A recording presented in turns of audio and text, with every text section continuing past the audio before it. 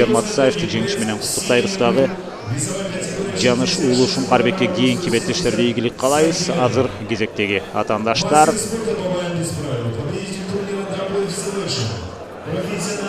Кайрат Нургазы уулу менен Бексултан Тажыбаев. Команда Лига. Тренер Арапаев Утугуль. Тажыбаев Бексултан Бабаев. Мына Бексултан сиздердин назарыңыздарда. Ал эми бул Кайрат Нургазы уулу. Кызыл буштан чыккан мушкер. Алардын мээлейиндеги байламталар аркылуу албетте ажыратып алсаңыздар болот.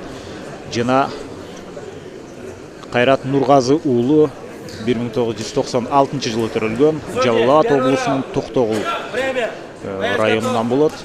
Токтогул шаарынан болот. 1974 боюн узундугу жана ошол эле валютудо боюнча Кыргыз Республикасынын чемпиону. Веб Selection 13 турниринде жеңүүчү аталган. Мына биринчи номери менен иштеп атат. Азыр ортолук бөлүктү толугу менен ээлеп.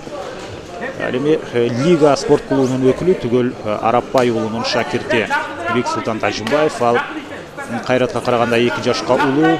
Бул Жалал Абад облусунун Аксы районунан болот. Аксы жана Токтогул районунун өкүлдөрү ошентип бири-бирине каршы келүүдө.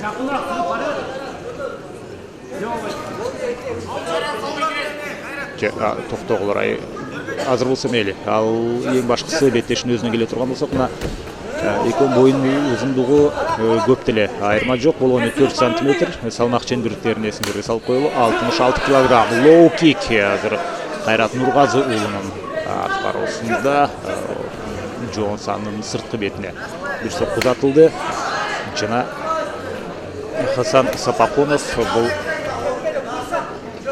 Кайрат Нургазы уулунун маштыруучусу болуп эсептелет. Дал ушул пригородный Спарта спорт клубунда машыгып келген Кайрат Нургазы уулу азыр өзүнүн активдүүлүгүн көрсөтүп атат. Жана Бексултан Тажыбаев деле жөн турган жок. Мүмкүн болгон учурда мына бир рет тулку бойго сокку атып көрдү. Албетте колду көтөрүп иштеш керек болот. Айрыкча ушунда туруу абалында беттешип аткан учурда бүтүсүз соккулар ылдыйкы жаакка таамай келип калышы толук ыктымал.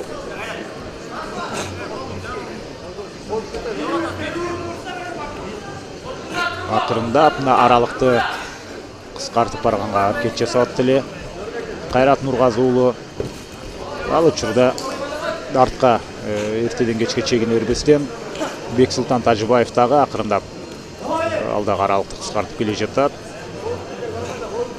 Бул биринчи раунд экенин эске алыш керек. Экөө тең чарчап чалыга элек, бирок кандайдыр деңгээлде 3 раундка өздөрүнүн күчүн ченеп бөлүп ошого жараша сарпташат. Жана Кайрат Нургазы уулу белге кирип келди. Буктан кармап тейкдаун менен жерге чаап кетүү аракетин көргүсү келип атат. Торго жабышып алып ушундай жерге кулап калуудан өзүн сактап турган Бексултан Тажыбаев эки колун бири-бирине бириктирди дагы. Эми ушул жерден бири-бирин жерге жыгуу аракетин көрүү менен гана чектелүүдө. Азыр тизе менен соккулар кетип атат.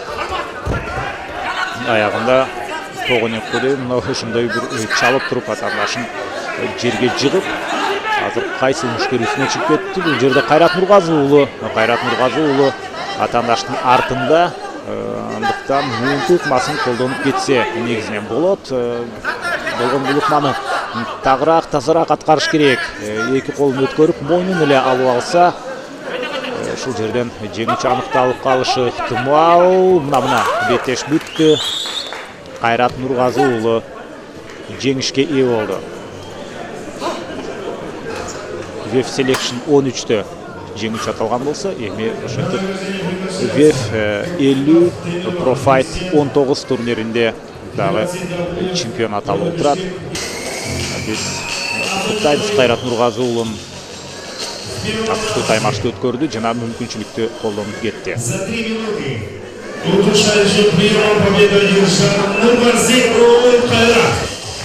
Кайрат Нургазы уулу туп-тура 3 мүнөттө ошентип жеңүүчү аталды.